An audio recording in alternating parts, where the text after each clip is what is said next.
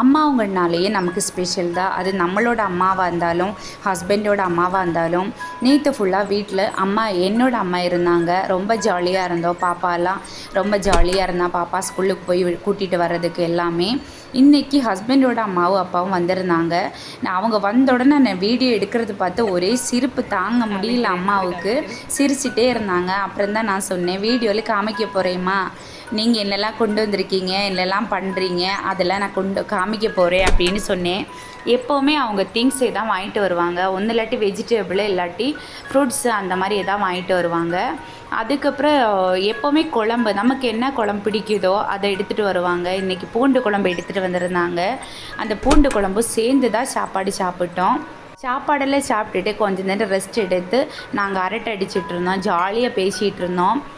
அதுக்கப்புறம் கொஞ்சம் ரெஸ்ட் எடுத்துகிட்டு அதுக்கப்புறம் தான் அவங்க போனாங்க.